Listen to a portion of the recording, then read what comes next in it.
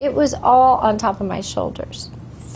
And, you know, and even in a relationship, all the ways it didn't work or it worked, you know, it was all covering it up. I mean, how could I even have a miracle happen if I couldn't get present to even witness it?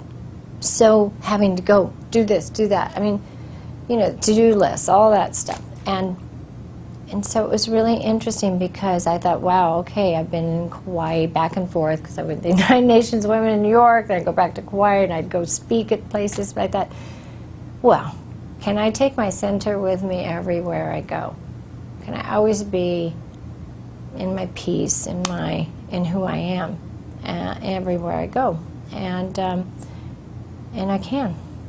And it's interesting because, you know, even as a speaker or somebody out there all the time, I get all anxious and, oh my God, okay, I hope they get it, you know. Again, that's trying to do something like, oh gosh, I hope they like it, and then, you know, I'll work with that. You know, I have a host of things that are really my gifts.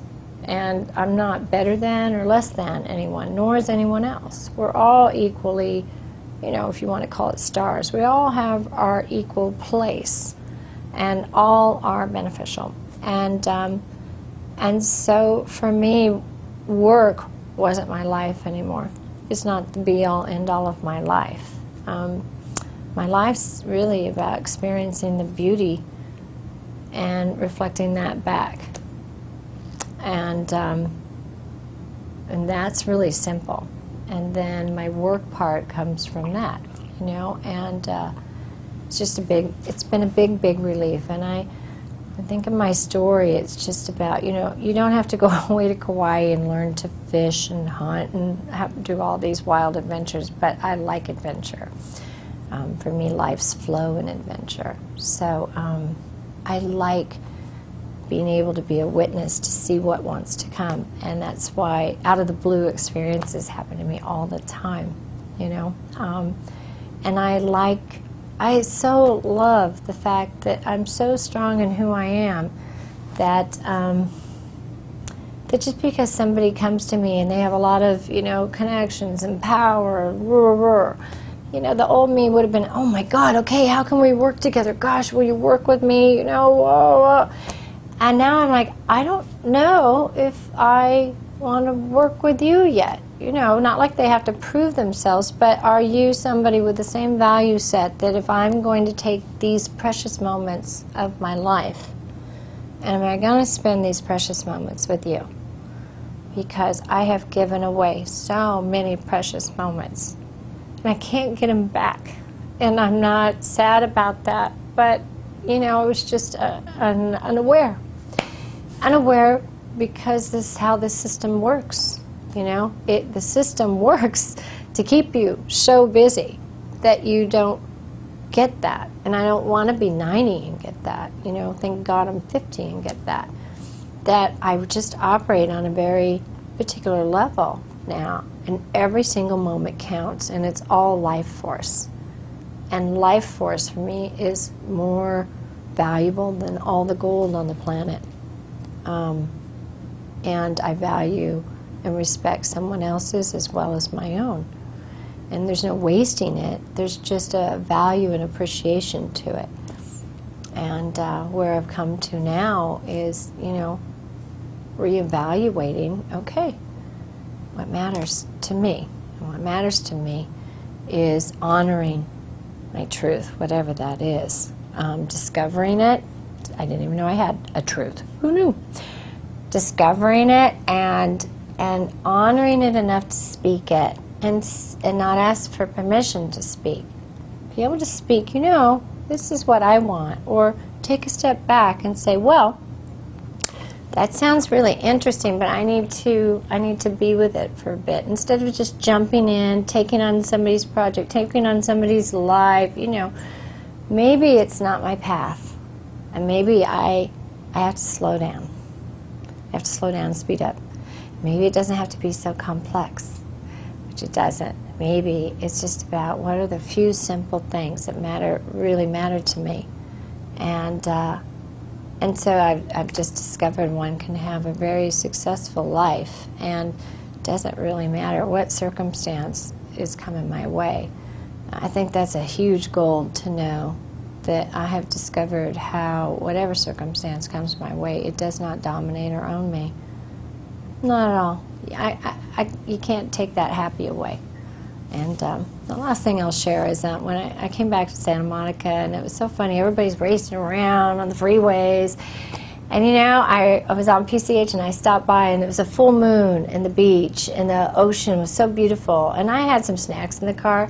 I had a friend in the car. I'm like, we're gonna go for a picnic. And he was like, what? It's dark. I'm like, yeah, get your stuff, let's get out there.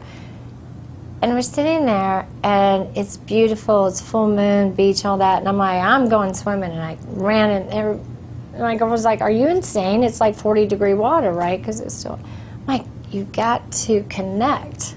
You got to get connected. And when I came back, I'm like, so, all that racing around, getting this done, getting that nickel done, this is the most beautiful moment of all. It's just connection. And this is what, that connection is what gives you so much wealth monetarily. That's when deals happen, through connection. We think it's the other way. I speak in the beginning because I know they want to come in, and they're here for the money. Show me where the money, how to get that money. Rawr. So I know that's what they want to hear first.